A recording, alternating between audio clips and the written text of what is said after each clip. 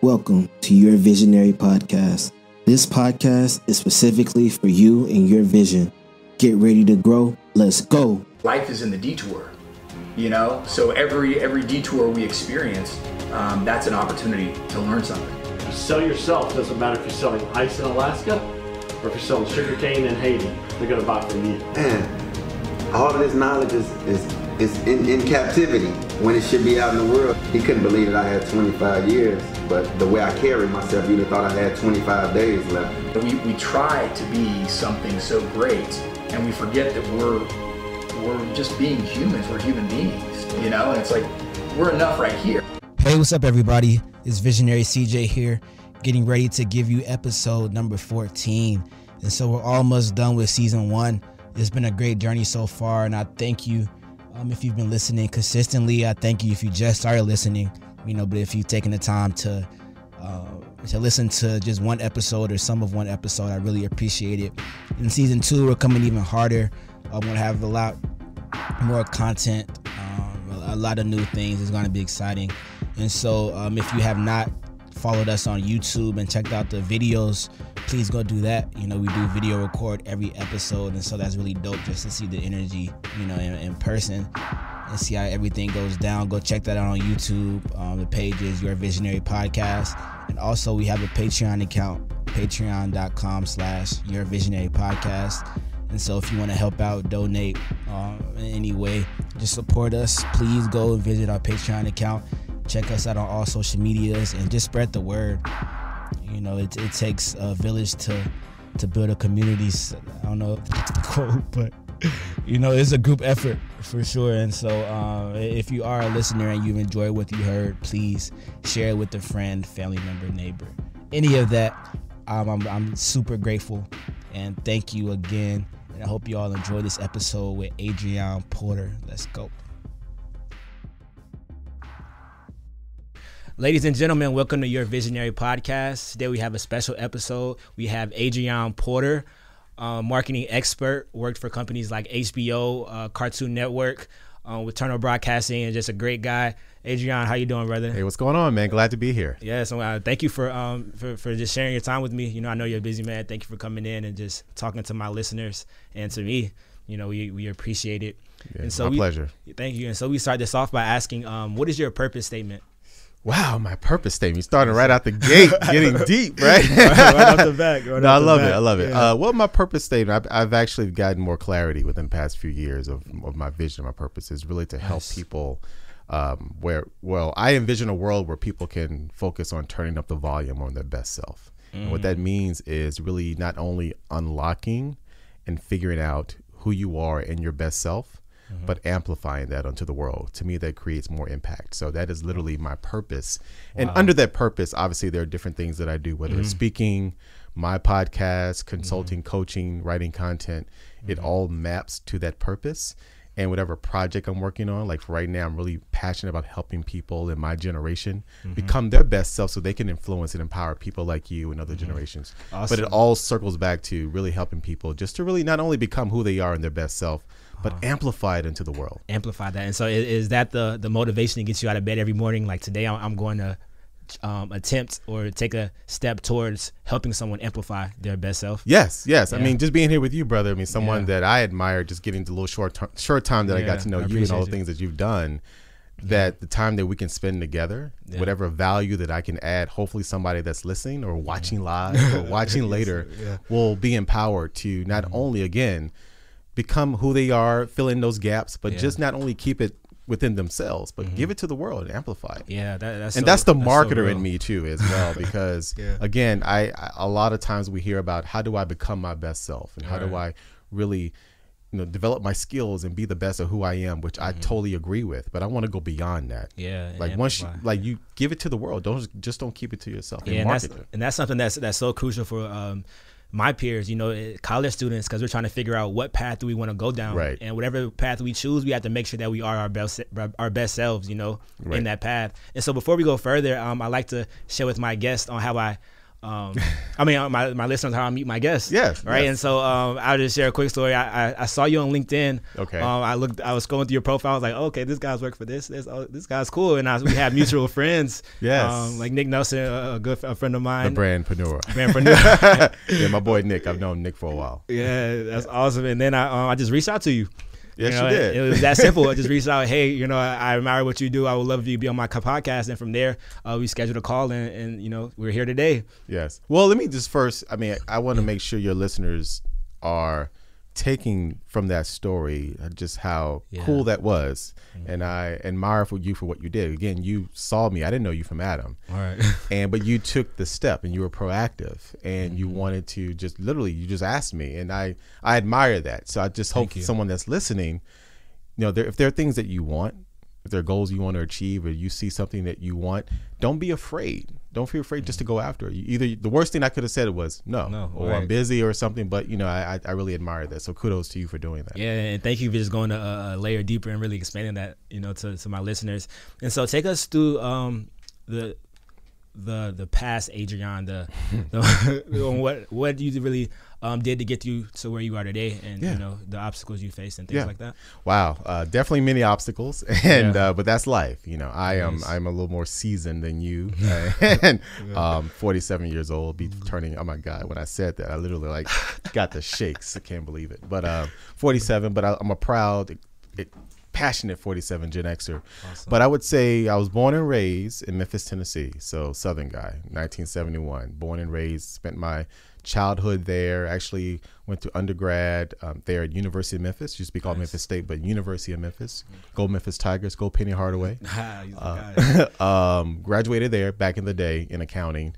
And then I actually went further, worked and went to business school and got my MBA at Vanderbilt University in Nashville. Still the South, but a great school, top 25 business school, really good education. There, I transitioned into marketing.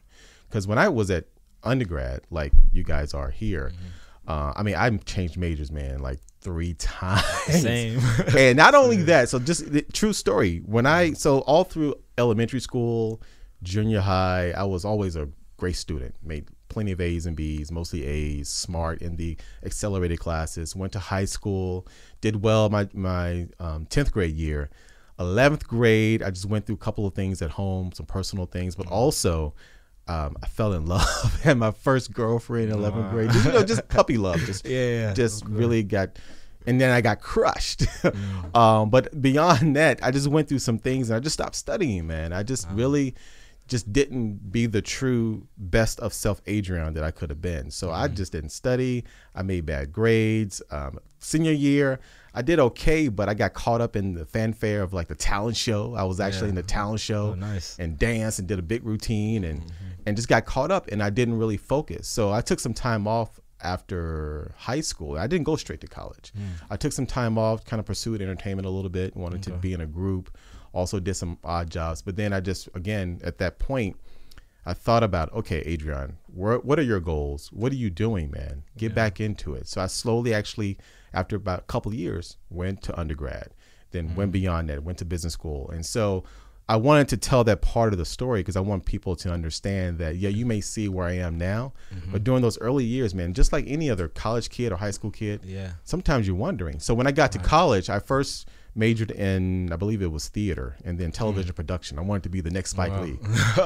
Dope. Yeah, no, because I love creating. I love that part of me as far as what I was aspiring to be. And then I switched to accounting because I love numbers and business. I wanted something a little bit more stable. So I knew I wanted to have a stable career. So I thought accounting would be the right way. But then for a while, man, I realized that I wasn't passionate about accounting as I wanted to be. So when I got to business school, that's when I really honed in into marketing.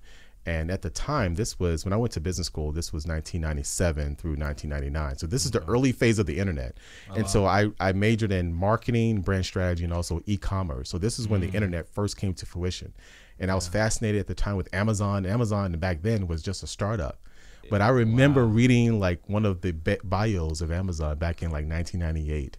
And I remember when eBay started, and some of my classmates bought stock in eBay at the time, and I wish I did, and I did not. But that's when I really started to get my mojo in marketing and internet.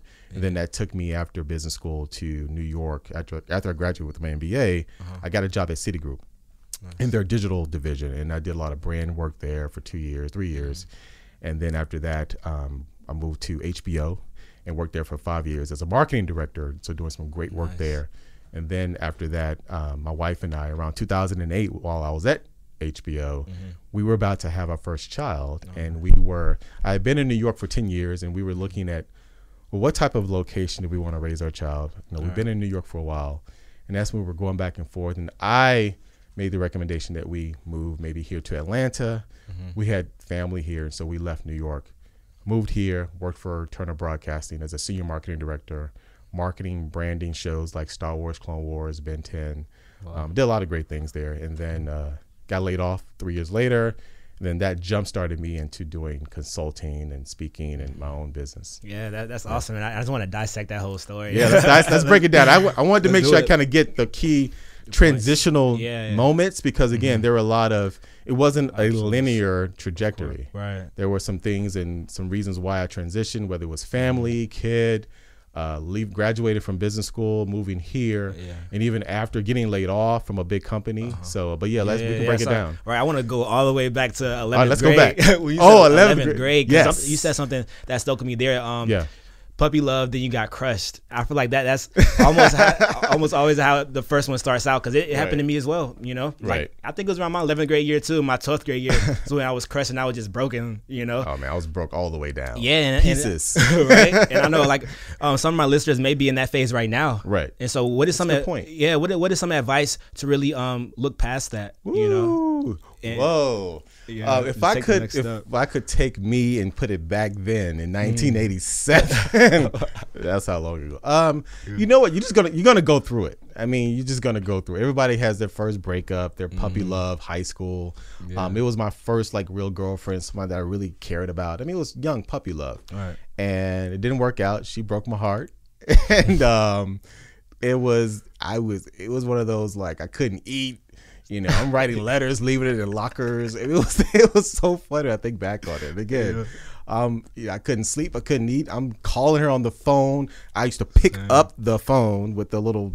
I mean, this was back in the day. The circle and get my little cassette tape and play like a song, like a Luther Vandross song. Baby, take me back. I'm playing like it's so amazing. I'm pulling out all the stuff. She ain't trying to hear it. That's crazy. So it's funny. Like she watching this now, but but I would say that you're gonna go through those things. You're gonna go through your first heartbreak. You're gonna go through not knowing what you want to do in high school, and you just push through it. Surround yourself. And at that time, man, there are going to be so many other distractions that you'll probably wallow in it for a little bit, but then you just got to keep moving. Yeah. So I would just say that you're going to go through those things, and it's better to go through them now, because obviously I've had many girlfriends after that. I mean, that was 11th grade, and then I landed with a beautiful woman who's my wife now. Awesome. But you know what? You just got to go through it, man. Yeah. And then one thing that I hear a lot is just to accept all of the emotion that you feel. Don't try to mask it. Don't try to put it to the side. If you feel sad, just you feel that. And know it's okay. Yes. To be sad. Yeah. Just embrace it. Be hurt. Embrace it. Yeah. Yes. Yes. Right. And then moving on to college. You took the break, and then you decided to go to college, and you started out with something that wasn't what you finished with. Right. And so, yes. How many of you out there are going through the same thing? Because I know me. I changed my major 3 times. Like I started out with information systems. Then I want to do information security, and then I was just undecided, lost, and then I stuck with entrepreneurship. I love it. And so, that was my college journey. But how? What is some advice if someone's going through that? Going through the phase where they're trying to figure out, okay, I don't think I like this major. Maybe I should do this. Maybe they're scared to switch, or maybe they don't want to prolong the process of college. Right. No, that's a great question. I would say that what's interesting now, as that's different than it was when I was in school, is that we did not have this. We didn't have the internet. Literally, we did not have the internet. And as weird as that may sound, and so there weren't a lot of options to pursue, kind of get a feel of what you may want to do.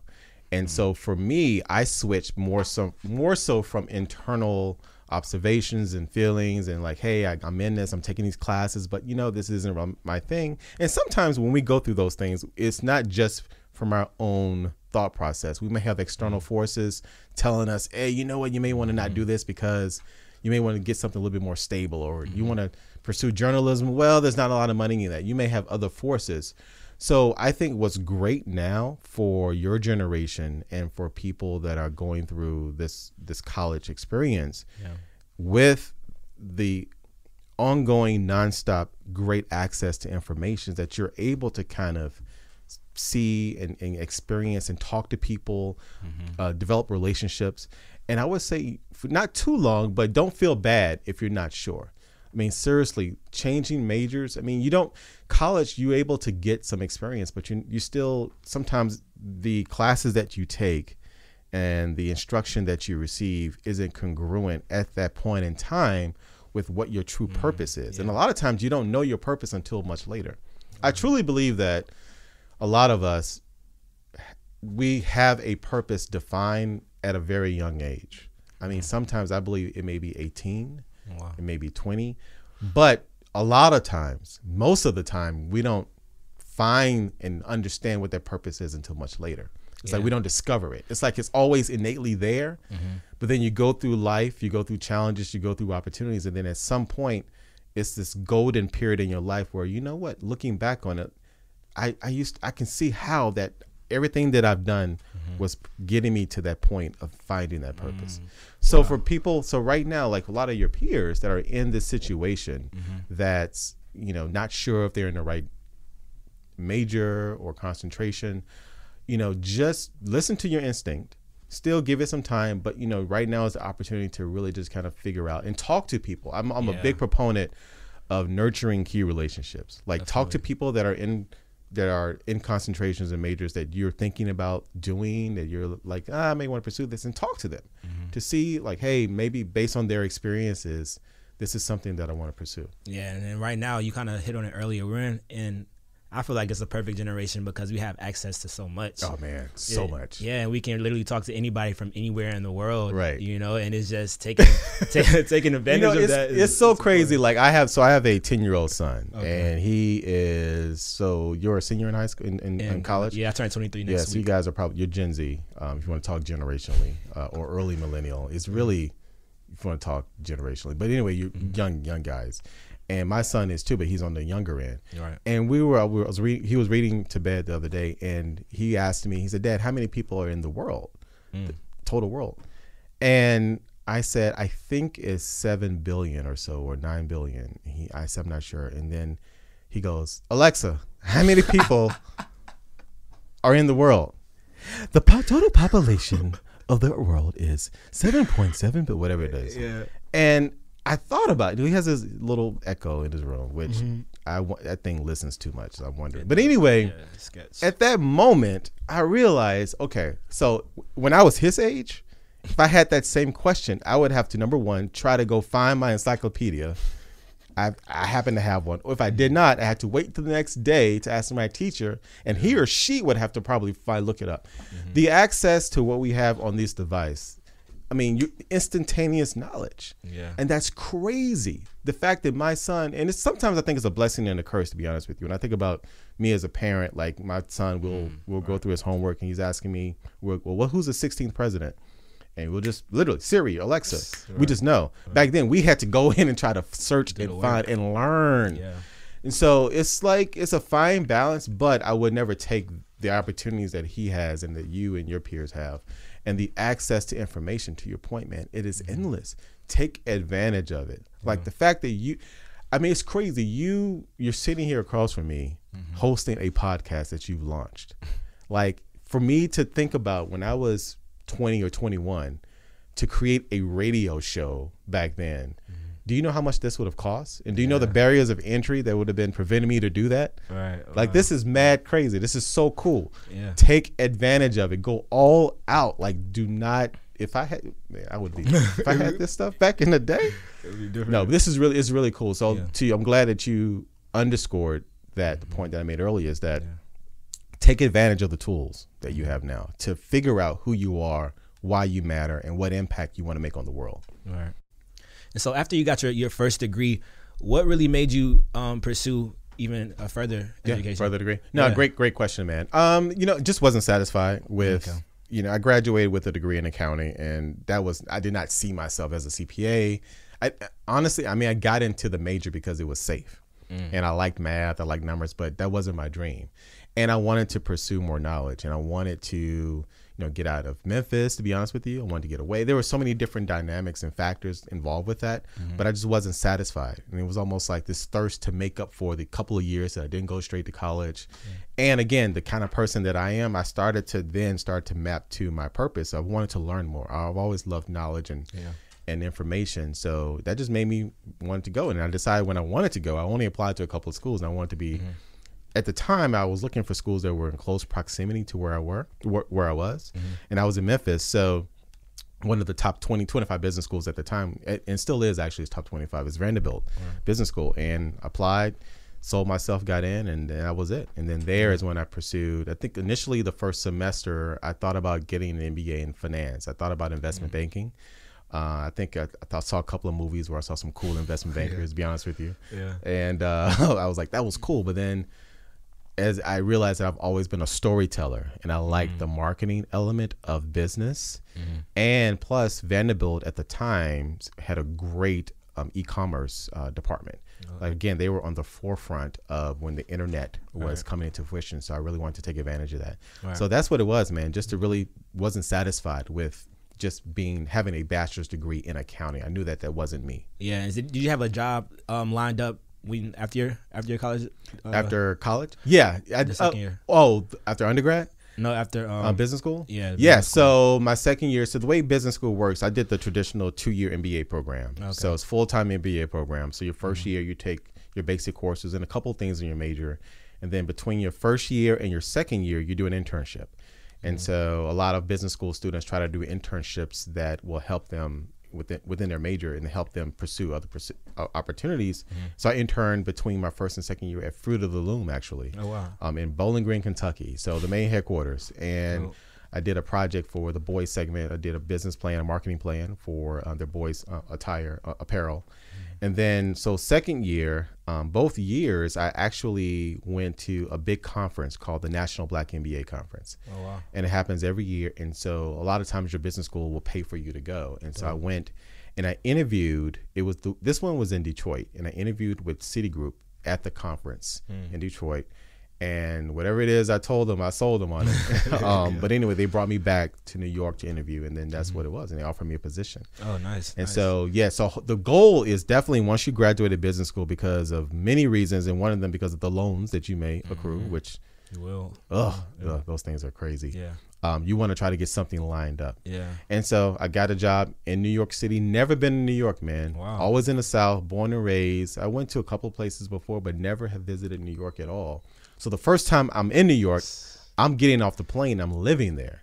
Didn't have any family, by myself, and I'm the only child too. So I got off, found a great apartment in Brooklyn, but it was crazy. But it was one of the best things I'd ever done in my life. I tell you, I still miss it to this day. Yeah. There's a part of me that's like, oh, why did we leave?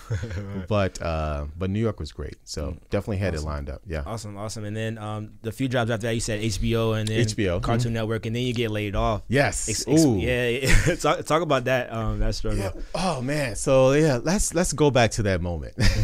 So that was in 2011. And there were a couple of things that were very critical at that moment as far as just my life and experiences. Number one, I was turning 40 that year, and it happened before I turned 40. Now, before I got laid off, I had already planned on like a big 40th birthday bash. Wow. It was a big pivotal moment in my life. Yeah. And my son at the time, he was 2 years old. So I got laid off, and it was the first round of a lot of subsequent layoffs at Turner at the time. And that's just the nature of the game. I mean, at companies, they go through that. Yeah. And they gave me a package, so I was able to maintain financially for a little bit. But my wife did not work. Now, when we left New York and moved to Atlanta, she quit. Actually, she and I met at Citigroup. We weren't in the same department, but we met at the same headquarters. And so we both worked at Citigroup for a while. When we moved from New York to Atlanta, she quit her job because she stayed home with Cameron, my son, who was young at the time. So I brought in all the money, and I made a good enough salary as a senior marketing director. So when I got laid off, it was a gut punching moment.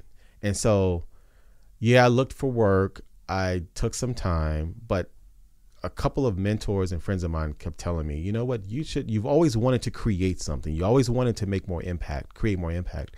You should look at consulting or starting your own business. And that's what I did. So for a while I did marketing consulting, brand consulting. I actually started off focusing on helping businesses use the power of sound and audio to market themselves. Audio branding, sonic branding, because I'm a big music junkie. Okay. And I love the medium of audio, but there wasn't a lot of times when companies or people think about marketing, they only think visual, but they don't think about the full sensory experience of marketing and telling your story. So I wanted to help fill in that gap. So I did that for a couple of years, and it was great. I was able to go over to Oxford University in the UK and for an event there, and I spoke there with a lot of other thought leaders on marketing and sound and strategy. But then I transitioned to more of new media and brand development, and then launched my own podcast. So I have a podcast as well. Tell us about that real quick. What's it called? So the podcast is called Gen X Amplified. And so we were talking earlier about generations. If you want to talk generationally, because sometimes it's easier. And then plus all you hear about is the millennials, which rightfully so, because they're a force to be reckoned with, just the sheer numbers. But I started almost out of personal pain and observation. So when I got laid off, and I was going through my mid-career phase in my life, and still am. I'm in what we call mid-career in my 40s. There wasn't a lot of, there were not a lot of platforms speaking directly to my pain points or challenges or opportunities, or you're in this mid-career phase, you're stuck, you're squeezed, or you're in a pivotal moment in your life. And at that point, I wanted to be the change you wish to seek in the world. So I created a platform that would help amplify the voices of other great thought leaders or entrepreneurs or people you may know or people you may not know that are in my generation that are help making an impact, not only for themselves, but for younger generations at work, leaders. And so there wasn't a voice speaking to Gen Xers. And so I've always had that passion. And it actually started 20 years ago, because I remember giving a speech at church, and I was talking about youth and young adult. And I talk about it to this day, where I actually gave a speech and I started talking about the power of Gen X, and we can change that negative title of Generation X to a more positive title like Generation Exceptional. And I was saying this stuff at 25 years old. And so that was a moment where I was like, my purpose found me and I found it 20 years later. You know what I'm saying? Like that was one of those clarity moments. So now I do the podcast, and I have some great conversations with great thought leaders, people that have sat on Oprah's couch, New York Times bestselling authors, some people that you may not know but have really great, compelling stories. I do solo episodes, so I'm doing that. Awesome. And now from a business standpoint, I'm a speaker and consultant, so I help businesses, and very passionate about helping other professionals and people that are in that mid-career stage that feel stuck, but they want to get unstuck and find their voice and create more impact. So I do that. That's real. And you said an interesting quote. You said, "Be the change you want to see." Yes. Talk a little bit about that, because I know as entrepreneurs, you try to solve a problem. Yes. And I try to tell that to a lot of my peers who are thinking about going down the entrepreneurial lane. Right. I'm like, all you have to do is find a problem to solve. And they're like, well, I don't know what to do. Like, what problem do I solve? And I'm like, what problem do you have? That's right. That's it. So can you like dig in? Yeah, no, that is excellent, man. What you said, because that is the core.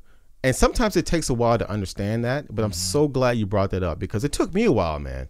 Like, entrepreneurship is really about solving a problem. What problem do you solve? And are you the best to solve that problem? And a lot of times it comes from your own personal pain or personal experience. A lot of times, some of the best movements, some of the best businesses start from either something where you've gone through it and you couldn't find a need, so you want to fill that need, or sometimes it's an observation of what you see out in the marketplace. And for me, it was a personal need. Now, the podcast, that's one aspect of it, but then even the business, like helping other people that are in kind of my age group that feel stuck and squeezed or at a pivot point, or want to get promoted on their job, but they're not sure how to best tell their story. I want to help them do that, because I've been there. Right. The podcast, I've been there. I see it. I still go through it every now and then. So I think it's really important, if you're thinking about well, yes, I want to do my own thing. Don't just get into it because of the money.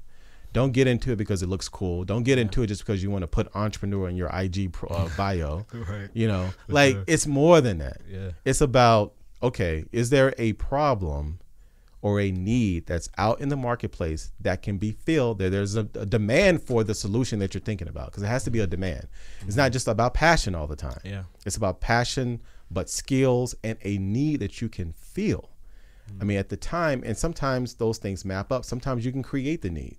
But I think that is so critical, and so I'm glad you brought that up. Awesome, and I'm interested to know what's been the most important lesson you've learned like so far in your life, and how's it proven invaluable? The most important lesson I've learned. Yeah.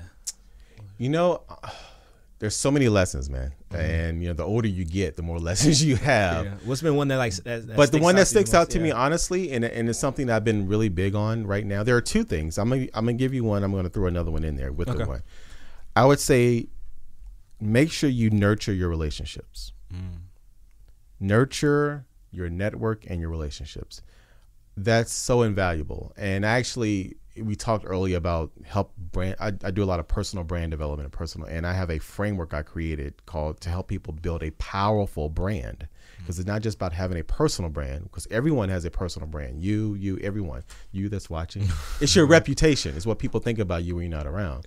But a powerful brand is a brand that makes impact, that influences, that motivates, that people are drawn to, that you can create change. And there's so many examples. And so what I help people with, your leaders, entrepreneurs, young people, and the framework is easy because there are 5 key habits that I've acknowledged, that I've observed, that people that have powerful brands that can influence have these 5 habits and take these steps. And it spells out BRAND. And I made it very easy. It's build, refine, amplify, nurture, dedicate. And the 4th habit step element is nurture your key and network. Nurture your network and key relationships. And the reason I talked about that one as the most important, because as I've gone through life, I've done a great job in nurturing some relationships, but I could have done a better job in nurturing other relationships, whether they were past work experiences I've had, family, friends, because your network is so key, especially now.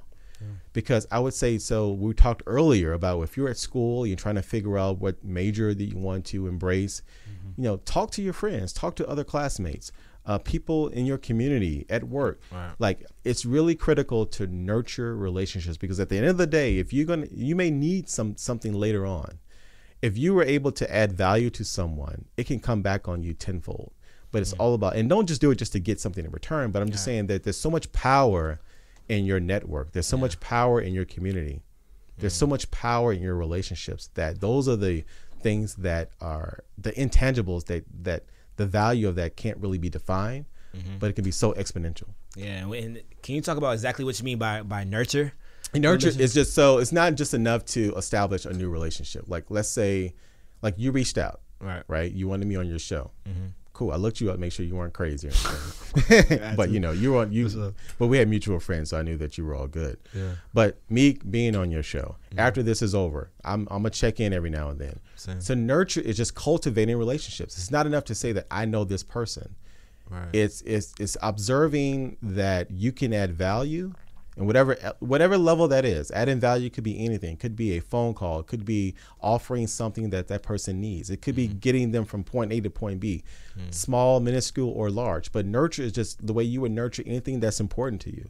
Cultivating, being responsive, adding value. That's what I mean by nurture. Because again, a lot of times, and especially in this social media world right now, that we're so focused on follower count or connections and those vanity numbers, and we equate that with someone that's being very powerful and happy and successful.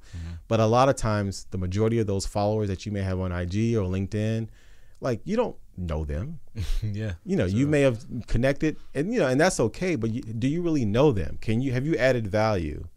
And nobody's expecting you to know all of them anyway, but I'm saying the most important relationships that you have are the ones that's going to stay with you.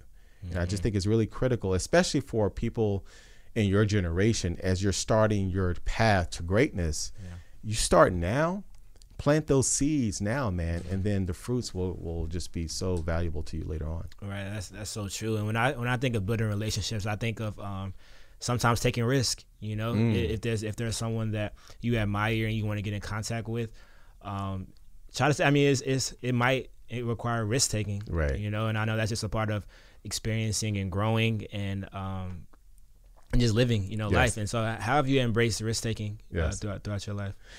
Wow, I've taken risks, some good and some bad. I think, again, just when I got laid off and just taking the risk of giving this a shot, saying that I want to do something, especially while you're having a family and you have responsibilities. That's a big risk.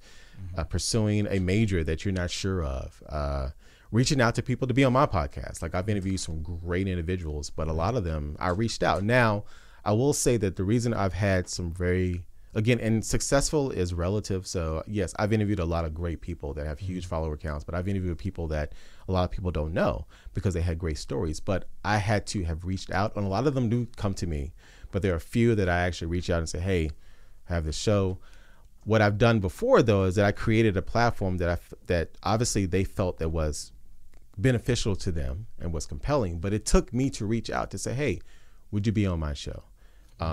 Would you, I've interviewed yesterday someone who's won an Emmy Award, and it's a brother, and actually going to be dropping that episode probably in a couple of weeks by the time this airs. But I reached out because I was a fan of what he does, and I reached out. Now, he did tell me he looked at what I did and thought it was compelling, but if I did not take the initiative and take the risk of being laughed at or saying, no, man, I'm not, I don't know you, then that relationship would not have cultivated and manifested itself. Yeah. So you just have to take a risk. Yeah, that's important. And this has been good. I got one finale question for you. And so I know as an individual, I always say you're the CEO of yourself. No matter what your job position is, you control your thoughts and your actions. So therefore, you control you as a business, like you are the CEO. And so my question is, what advice would you give your 21-year-old self about building a personal brand and just being the CEO of yourself? Wow, great question. So I would say what I know now is that it kind of goes back to, because that's what I do now and what I'm very passionate about. So I'm glad you ended on this, is helping people build a brand, is don't just think about becoming known. Think about how you can add value. To me, again, your personal brand is what people already think about you. It's your reputation. Now, how intentional you are in making sure that reputation is shaped and is congruent and compatible to what your goals are, that's where your work comes in. Like if you treat somebody bad the next day or consistently, your personal brand is going to be somebody that's going to be like, they're not cool, because that's the reputation. But so I would tell them, and it goes back to this framework. I would say that focus on 5 key areas that you can do to help you become a brand that you want to be, that's powerful, that's valuable, and that's influential. 5 key areas. Number 1 is you need to build the blueprint of your brand DNA, the core of who you are. Understand that your brand DNA is, there are 5 elements into that, and make it pretty simple. Know what your purpose is. All right. This is your DNA, like your blueprint, your core.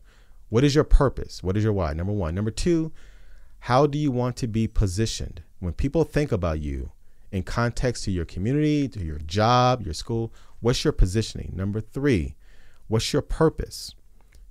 What's your promise? Sorry, your promise. Your purpose was the first one. What's your promise? So that is literally when people interact with you, what's the guaranteed experience that you're promising them? Like what are you promising? Number 4, understand what your personality is. Like, how do you want to be perceived? Are you happy? Are you going to be serious? Are you a leader brain? What's your personality? And then the 5th part of your DNA is what's your brand expression? Like that's visually, that's how you're going to express those different elements, your tone. So understand your DNA. Number 1, build the blueprint of your DNA. Secondly, you need to refine and develop your skills. Yeah. All right. Think about skills, no matter what it is, soft skills and hard skills. Really focus on your skills. 3, amplify your story and ideas. Don't just keep them to yourself, but amplify them. Offline, online, promote yourself. Tell your story. 4thly, nurture your network and key relationships. And then lastly, D, BRAND, brand. Dedicate and devote time to consistent action. All right. Don't just be about it. Don't do it. Just be about it consistently. Like, Nurture your relationships, add value, focus on yourself, keep doing things like this, dedicate. A lot of people don't do that. Yeah. They don't really focus on productivity. Build the blueprint of your DNA, refine your skill sets and develop those skills, amplify your story, nurture your relationships, and dedicate time. BRAND. Yeah. Wow, that's beautiful. That's a gem. And guys, I hope you wrote that down. If you didn't, rewind it, replay that, and write it down, because I know I did. That was super important, and I definitely want to reflect on that. Cool. And so as we finish, I just want to thank you again, for your time and coming in and talk to me. Yes. This has been valuable for me, and I know it's going to be valuable for my listeners as well. Mm-hmm. And so I'm hoping to have you on, later on. I plan to keep doing this. Oh, this is great. Podcast, and just see where it goes. Right. Well, look, I mean, first of all, honored to be here, and I'm glad. Good to see you doing what you're doing. I mean, I started my podcast at like 43, 44, and you're sitting here doing this now, and so it's motivating for me. Even me having a son, to see that what he can accomplish, and just the things and the value that you're looking to do with you and your colleague over here. my guy Mason. Yes, sir. Okay, I don't know if you want him behind the scenes. But this is great. This is a collaborative effort that you guys are creating something to create impact in the world, to motivate other people. Like, that is powerful, man. So I would encourage you to don't stop. You may pivot every now and then. You may have a new idea, or you may want to evolve. That's okay. But don't stop being you, all right? Don't stop, man. I appreciate that. And lastly, let my listeners know how they can find you. Cool. Yeah, so it's easy. Go to adrionporter.com. That's my personal website, ADRION, Porter, PRTER. And then on the social webs, I'm everywhere at Adrion Porter. So LinkedIn, I love LinkedIn. IG, Facebook. I'm on Twitter at Adrion Porter. So everything is Adrion Porter, so it's pretty easy. Boom, there it is, guys. All right, Visionary C signing out. Peace. Cool. And so this part of the episode is what I call the Visionary Minute, where I go over some key points that I took away from the episode. And this episode with Adrion has been one of my favorites, just because I feel like we have similar interests, similar experiences, but we're in two different generations. And I think that's just a beautiful thing, to know that there can be that type of comparison, and we can learn something from each other. I think that was super dope. And so the first point I took away is that when you're going through something in a relationship, embrace it, learn from it, and then move on. I know we both had our high school sweetheart breakups, and it crushed us. And I know some of you listening may have experienced the same thing. And so just being able to talk through that, it was cool, to experience, because it does hurt. You have to just embrace that pain and know that you'll be okay, and then just move on and know that there's more for you in the future. And number 2, take advantage of the world we live in now, using the internet to explore career options and find out what field you want to pursue. And so one thing he was saying is that we're super grateful to be in the world at this point in time with so much technology, and how advanced it is. And so we're literally able to just research any career job and just hear from somebody who's doing it, or see somebody who's doing it, or even reach out to somebody. And I think that's super important. The world is literally in our hands. And so it's very, very important to take advantage of that, why it's as good as we have it. And lastly, but not least, be intentional about your personal brand and nurture your relationships. Make sure people leave an encounter with you in a better mood than they came in. And so this really sums up the whole interview, just the importance of personal brand, the importance of being intentional about your relationships, and making sure that you are a relationship building, throughout your life, because like I've said many, many times before, it's not what you know, it's who you know. And that continues to prove true in my life daily, with me trying to be intentional, but in my relationships, and seeing how powerful that is, and just how one conversation can make your day. One conversation can open up a door that you never knew was possible, right? And so that's my wish for you, to implement after listening to this episode. And I encourage you to go back and listen to it again. With this episode, he dropped a lot of gems, a lot of actionable steps that you can take. And so I know I'm going to do it, and so I encourage you to do it as well. And if you want to talk through it, reach out to me, and I would love to talk to you and connect, and let's do it. There it is. Peace.